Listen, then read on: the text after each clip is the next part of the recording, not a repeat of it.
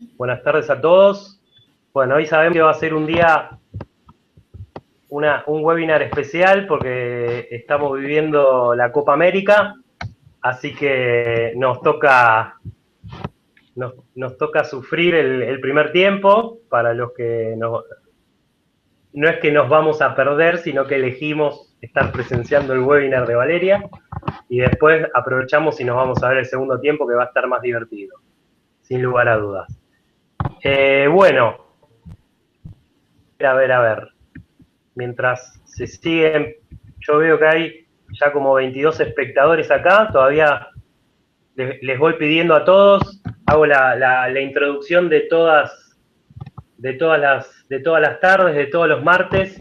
Primero aprovecho para saludarlos de parte de todo el equipo de Aprender 3C, de Fernando Gabriel Gutiérrez, que lo tenemos ahí en el chat y en Twitter.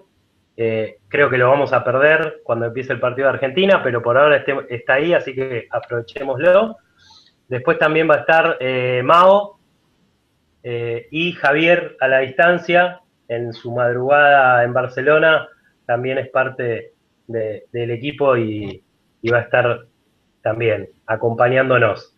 Eh, Como siempre les decimos y les recomendamos que utilicen el Twitter o Facebook o la red social que ustedes utilicen y que utilicen siempre el hashtag Aprender3C, todo junto, así podemos seguir quienes podemos primero comentar y hacer un relato del webinar, de lo que va pasando, de lo que nos va a ir comentando Valeria, y mañana, al día siguiente, podemos hacer, a partir del Storify, de esta herramienta, podemos hacer una recopilación y un relato del webinar de hoy y dejar constancia de este evento, así ya queda para los que hoy no pueden estar en vivo y pueden ver el webinar en los días posteriores. Nos metemos, sí, ya con el webinar de hoy. El webinar de hoy se titula Remix, Mashup y nuevas narrativas en los materiales didácticos hipermediales. Los materiales didácticos están en el centro de las propuestas educativas, en contextos con alta mediación tecnológica y con una cantidad exponencial de información accesible en la web. Nos preguntamos cómo deberían ser estos materiales. Nos proponemos en esta charla, mejor dicho, se propone Valeria en esta charla, explorar algunas de las ideas y de experiencias para pensar el diseño de los materiales que incluyen múltiples lenguajes semióticos, tanto como la imagen, audio, video, animaciones, videojuegos, etcétera, que posibiliten diversas interacciones por parte de los estudiantes y que, valiéndose de metodologías como el remix o el mashup, aprovechen los recursos existentes en la web. Algunos de los interrogantes que guiarán la charla son: ¿cualquier recurso es un material didáctico? ¿Cómo narrar a través de múltiples formatos? ¿Es posible pensar en un docente productor de sus propios materiales didácticos hipermediales? ¿Qué tipo de estrategias de diseño se pueden utilizar? La especialista que nos va a acompañar y nos va a dar esta interesante charla, este interesante webinar, es la magíster Valeria Odetti. Ella tiene un máster en Educación y Lenguajes y Medios en la Universidad Nacional de San Martín, en Argentina. Es especialista en Educación y Nuevas Tecnologías por Flaxo Argentina también, y es licenciada en Ciencias de la Educación en la Universidad Nacional de Buenos Aires. Además, es profesora de educación preescolar. Es docente, es integrante del equipo de gestión de contenidos y tutora del proyecto de Educación y Nuevas Tecnologías de Flaxo Argentina, del PENT, y además es docente del seminario de materiales didácticos de la maestría en procesos educativos mediados por la tecnología de la Universidad Nacional de Córdoba. Diversos proyectos de asesoramiento en la inclusión de TICs a las prácticas educativas. Además es coordinadora curricular del portal de videos educativos del CIPEC, llamado las400clases.com.ar. Les recomiendo entrar a ver ese proyecto también, que la verdad que que me resultó muy interesante. Además, fue consultora en el IIPE de la UNESCO, aquí en Buenos Aires, y se desempeñó como asesora pedagógica tanto en editoriales y en consultorías de capacitación, elaborando materiales para el aprendizaje. Perdón mi dislexia.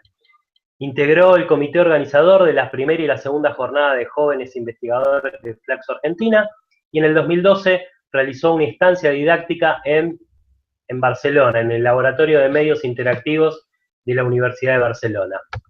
En este sentido, desde Aprender, consideramos que esta temática y que esta charla del día de hoy nos resulta muy interesante, porque lo vemos como una posibilidad de complemento o de mejorar nuestras competencias como profesionales de la información al momento de llevar adelante un proyecto o una propuesta o acciones en el contexto de la alfabetización informacional o una alfabetización digital que hagamos desde las bibliotecas o desde una instancia muy relacionada con la alfabetización informacional o digital, de acompañamiento a nuestros docentes y a nuestros estudiantes, que muchas veces lo hacemos. Así que creemos que la elaboración de estos materiales didácticos hipermediales a partir del remix, del mashup y de nuevas narrativas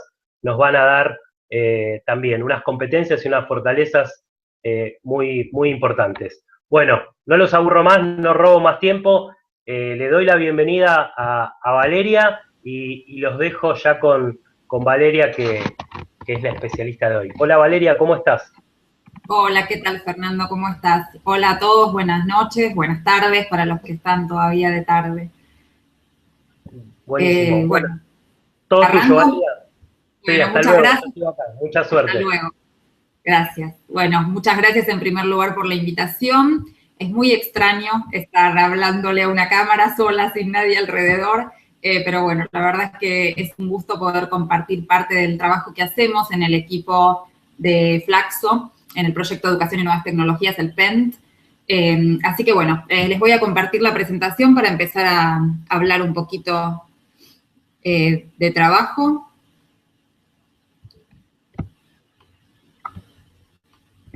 Bueno, esperen que recién no salió bien. Ahí va. Voy a empezar contándoles quiénes somos los que integramos el equipo de Educación y Nuevas Tecnologías, el proyecto de Educación y Nuevas Tecnologías de Flaxo Argentina. Somos un equipo de investigadores, de docentes, sobre todo somos un equipo de curiosos que nos dedicamos a pensar el cruce entre educación y nuevas tecnologías. Nuestras líneas de trabajo tienen que ver, por un lado, con la formación. Nosotros tenemos una especialización de 2 años que incluye al final del primer año un diploma superior en Educación y Nuevas Tecnologías. Es una formación de posgrado completamente en línea, que nosotros usamos como en un doble propósito. Por un lado, es una oportunidad de formar a personas que se vinculan con la educación y la tecnología, pero al mismo tiempo es una arena de experimentación donde nosotros mismos podemos jugar y poner a prueba, como una suerte de arenero digital, algunas estrategias de enseñanza mediadas por tecnología y de aprendizaje claro.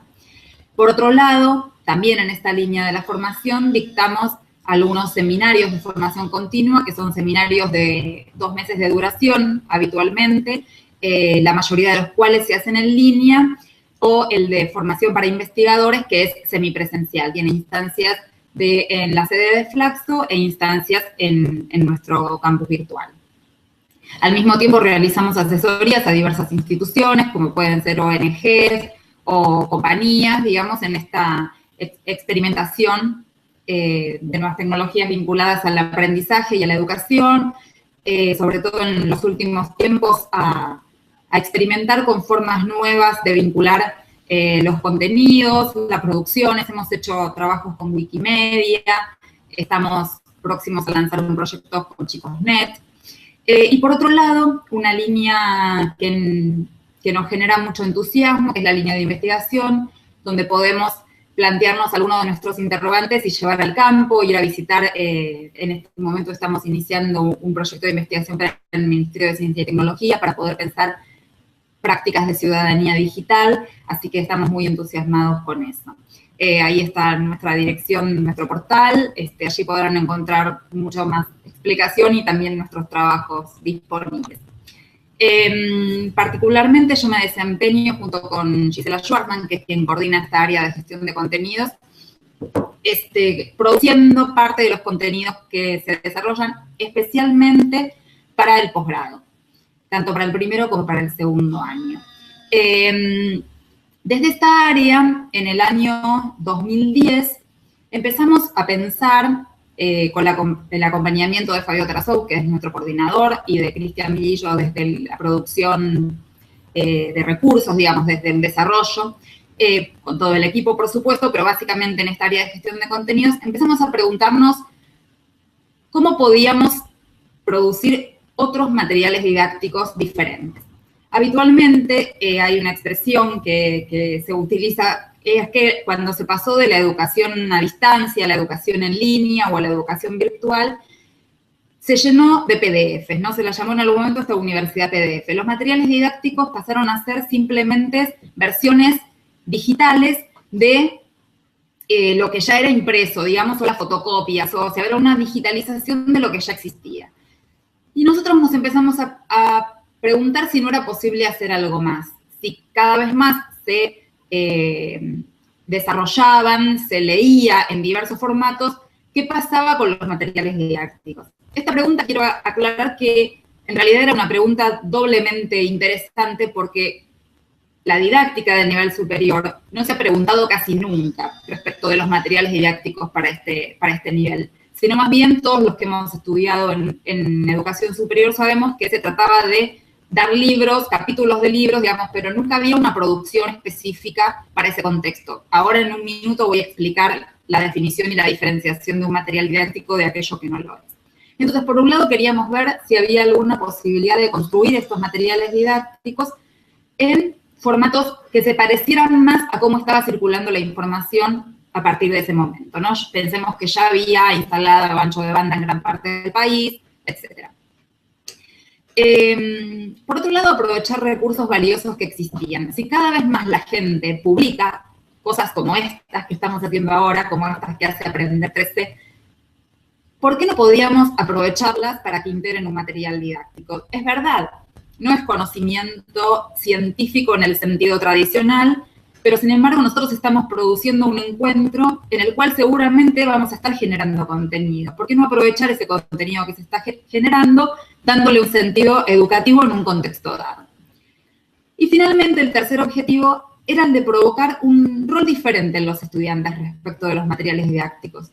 Nos preguntábamos si podían desarrollar estrategias de lectura diferenciales a partir de recorrer materiales didácticos que no fueran lineales, que no fueran simplemente escritos. Entonces, como yo les comentaba que nosotros hablamos de educación y tecnología, pero también exploramos y nos permitimos jugar y así se los planteamos a nuestros alumnos como proyectos de exploración y por lo tanto proyectos que pueden salir mal. Entonces decidimos empezar a experimentar con producir otros materiales diferentes. Algunos interrogantes entonces para empezar a hablar de materiales educativos o de materiales didácticos hipermediales. ¿Qué son los recursos educativos y qué función tienen en una propuesta de aprendizaje? Voy a enumerar los interrogantes y ahora vamos a empezar a desarrollarlos. ¿Cuál es el sentido de construir nuestros propios materiales?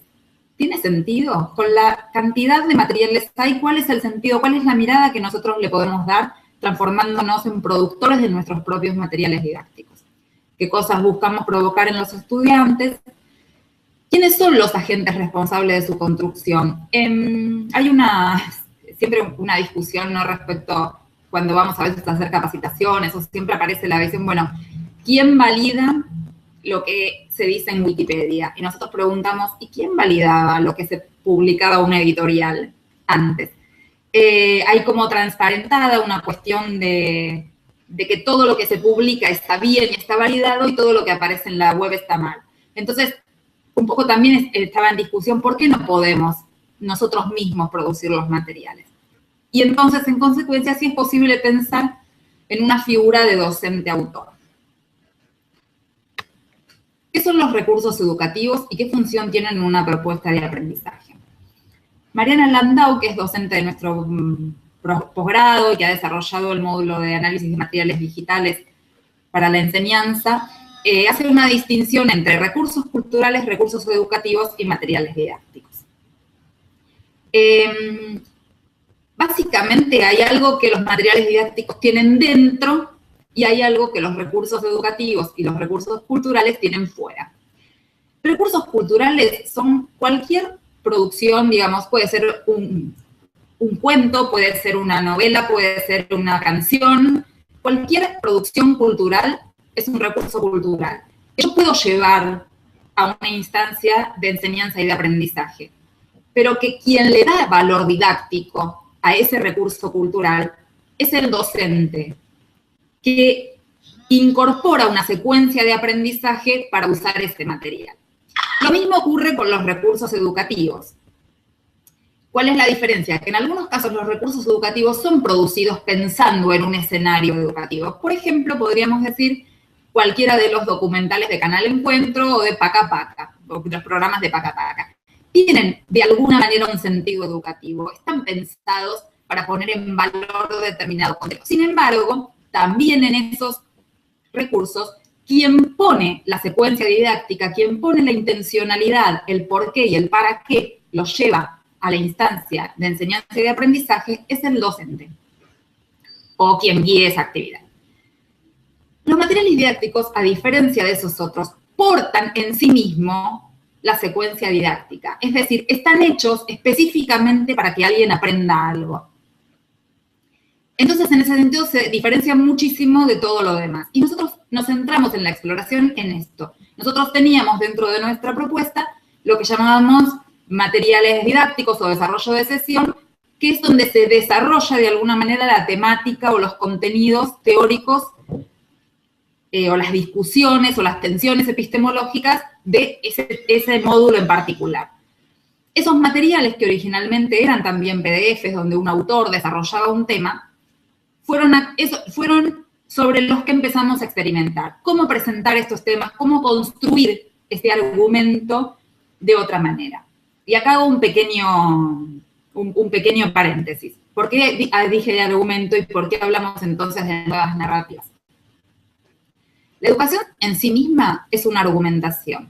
La definición básica de currículum dice que el currículum es aquello que las generaciones adultas consideran valioso de ser legado a las generaciones futuras. Entonces es una argumentación, es una certeza, decía Carlos Escliar en algún momento. O sea, uno está convencido de algo y de que ese algo es valioso. Entonces, en general, los manuales escolares o muchos de los textos que circulan como materiales didácticos son explicaciones.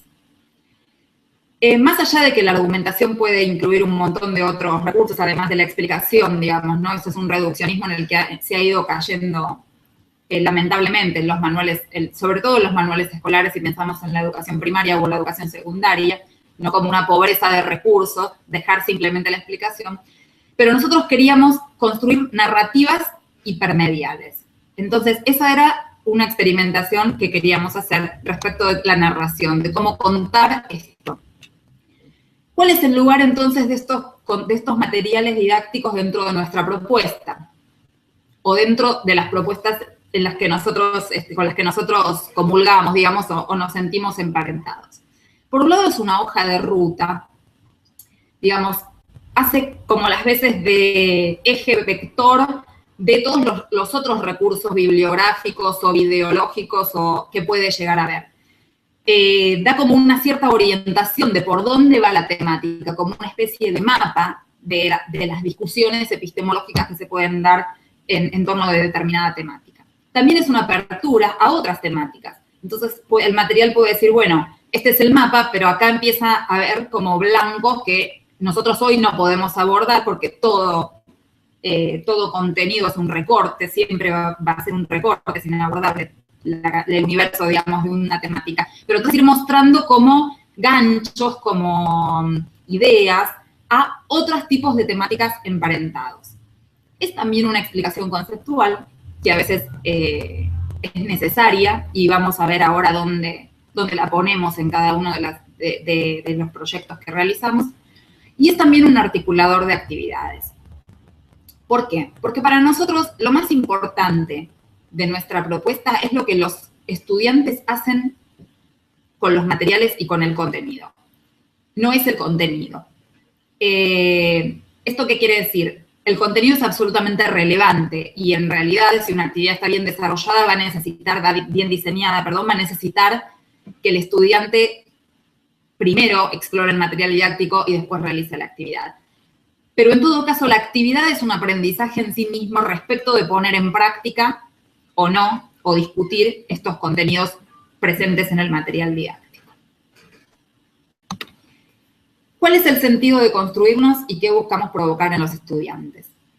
El sentido de construirlos tiene que ver con que esta cuestión ad hoc de yo quiero transmitir esto en particular a este grupo en particular, quiero trabajar con esto en particular. Nos pasa muy seguido a los que somos docentes, tal vez algunos de ustedes también lo sean, que en realidad cuando uno agarra un material didáctico construido por otro, bueno, si uno lo tiene que seguir al pie de la letra, pareciera casi que uno deja de ser uno, o que los alumnos son estos alumnos que uno tiene ahí. Uno siempre agarra, siempre lo reconstruye, siempre hay partes valiosas, partes que no, siempre hay algo que cambiaría. Entonces, esto de hacerlos los propios tiene que ver con hacerlos propios para este contexto, para esta escuela, para esta población, para estos chicos, para esta comunidad. Nos parece que devuelve al docente un rol muy importante y muy central que tiene que ver con resignificar todo el tiempo sus prácticas de enseñanza y no poner piloto automático y total, como me toca séptimo por quinto año consecutivo, hago siempre lo mismo, por poner un ejemplo, ¿no?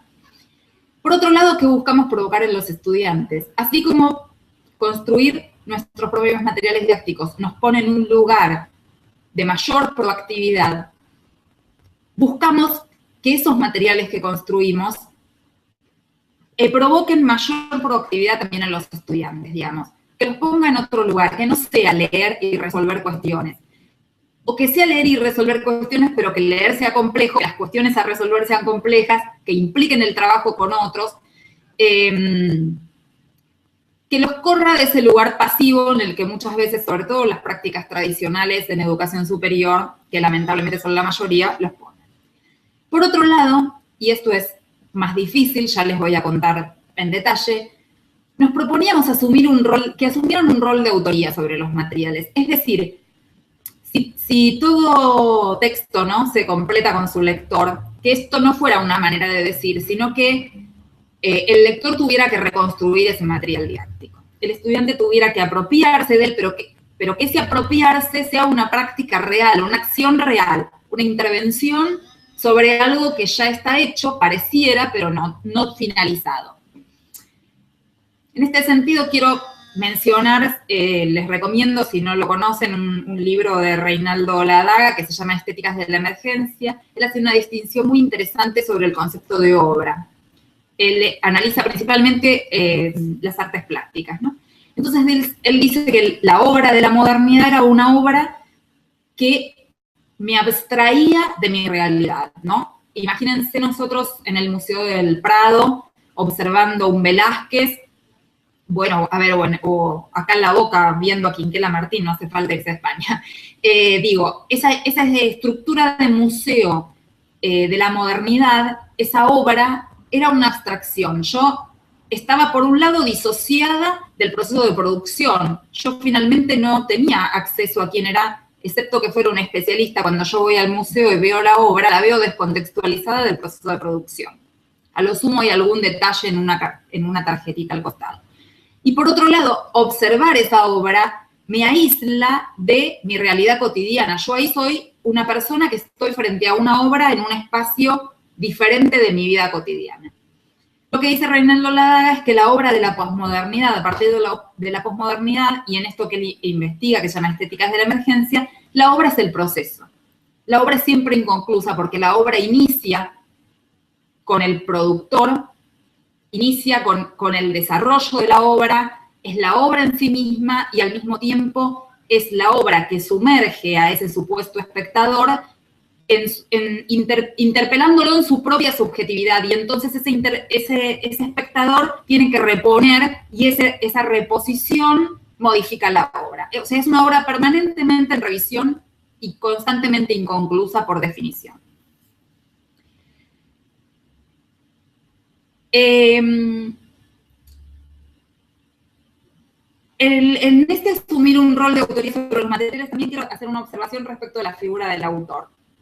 Cuando yo hablo en este caso de la autoría, estoy hablando de la autoría en términos de lo que Foucault llamaba función del autor. Seguramente ustedes leyeron aquel texto de Foucault de qué es un autor, ¿no? Donde lo que él critica es creer que el autor es quien posee una idea, y en realidad lo que él dice es que el autor es una función dentro de una obra dada, o de un contexto, o de un texto, mejor dicho, dado. Que a veces uno recupera 20 años después y ni siquiera se reconoce como autor de ese texto, no cuesta pensar cuál es el sentido. Entonces, que en algún punto, en abril alguien me decía que me lo planteaba el término de autoría en el sentido de Derrida, que dice que es de hacerse cargo, ¿no? La autoría de hacerse cargo de lo que uno dice. Yo no lo estoy hablando en ese término y estoy de acuerdo con que la gente se haga cargo de lo que uno dice, pero pensábamos la autoría más esto, como decir, bueno, esta es mi huella, es mi función, pero después no me pertenece más la obra, ¿no? Hay algo como de circulación, que va en línea con esto que decía Reinaldo Lara.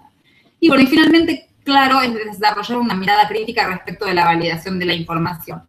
Nosotros trabajamos con información que circula en la web, y una de las cosas que es de suma importancia es aprender a seleccionar y a validar la información que circula y que se está eligiendo.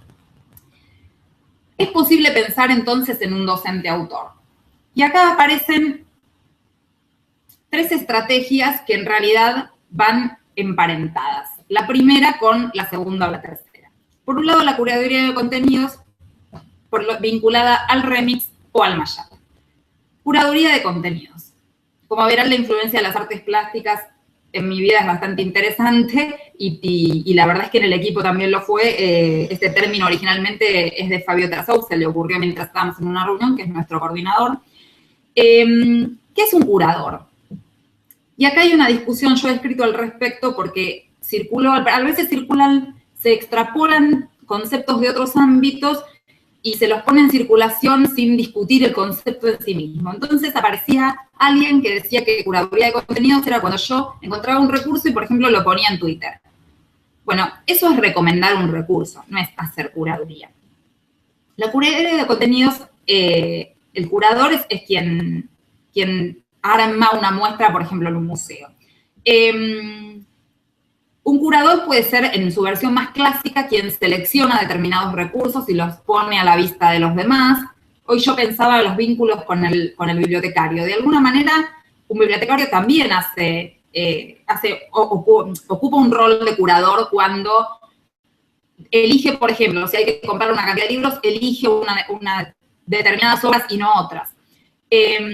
Eso sería una curaduría clásica, digamos, que tiene que ver con seleccionar y poner en valor determinadas obras en detrimento de otras, o no digamos en detrimento, ponerlas en valor determinadas obras. La curaduría de contenidos que nosotros trabajamos, y que es un poco más de las vanguardias del arte, considera a esta acción de curar como una narración espacializada, porque es como una puesta en acto, no es solamente la selección de una serie de obras, sino es la estructura y la experiencia de lectura, en sentido amplio lectura, de estas obras que el curador hace. Ahora yo les voy a mostrar un par de ejemplos, pero les cuento uno vinculado a las bibliotecas. El otro día llegó a la escuela de mi hija, en una escuela primaria pública de la Ciudad de Buenos Aires, una muestra sobre Marielena Walsh.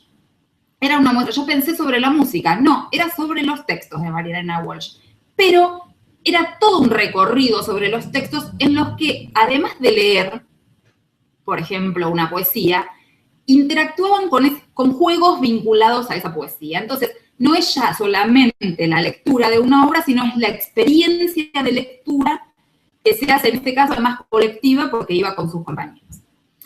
El remix viene vinculado a la música originalmente, tiene que ver con reversionar una obra preexistente y es una estrategia muy valiosa porque no se parte de cero, sino que precisamente se parte de otra obra. A diferencia de un cover, que lo que hace es tratar de ser lo más fiel posible al original, el remix lo que hace es tomar algo de esa estructura original, la métrica, si es la música, no sé, la letra, para después reversionarla, hacer una nueva versión a la que se le pueden sumar elementos, instrumentos, etc.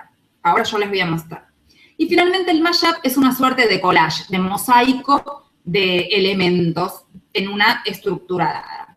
Ahora vamos a ver, ahí estaba, bueno, selección de contenidos, la organización, la distribución en una estructura y el diseño de la experiencia del lector o del estudiante con eso.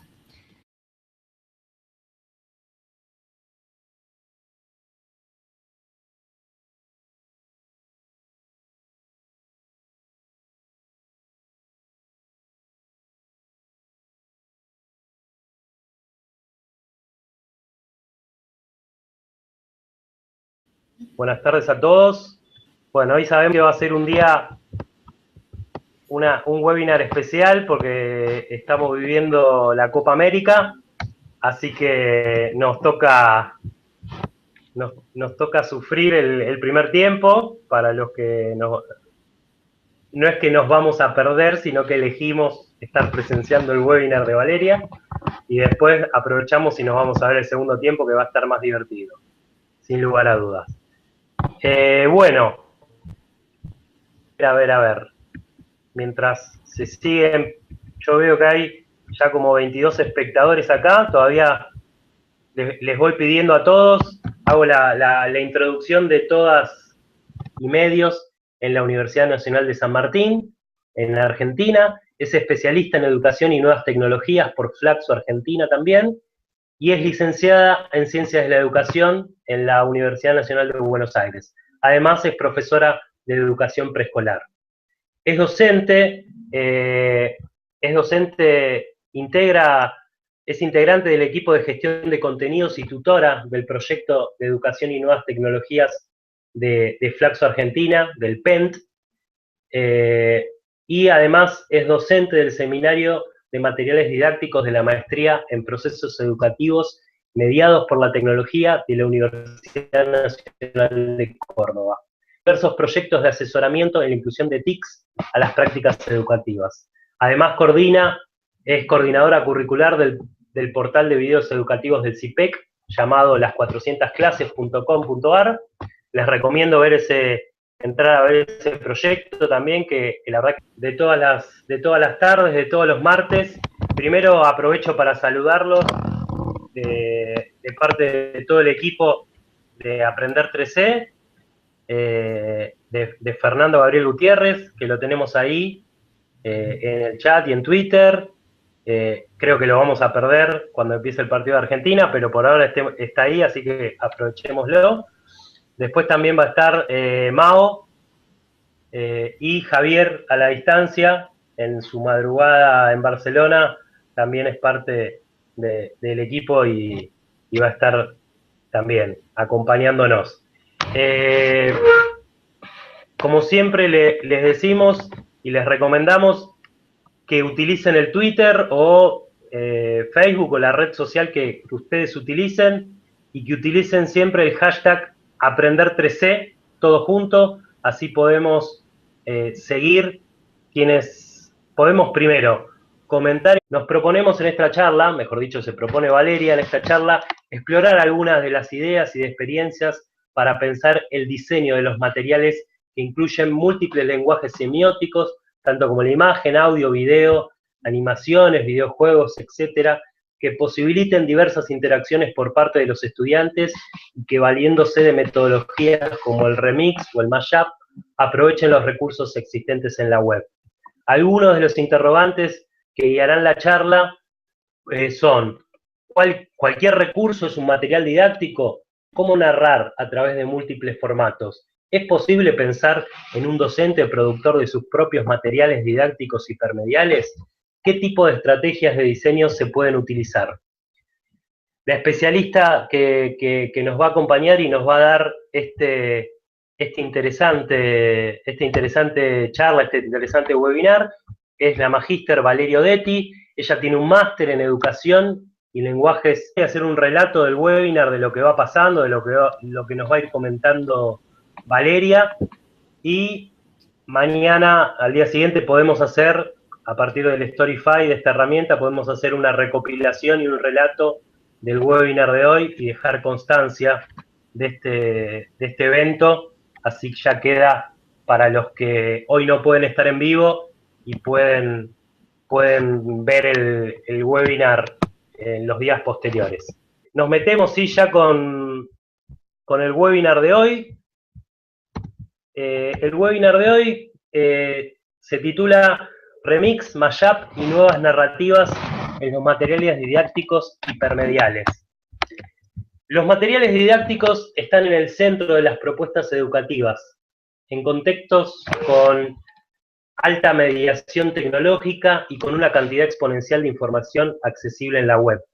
Nos preguntamos cómo deberían ser estos materiales,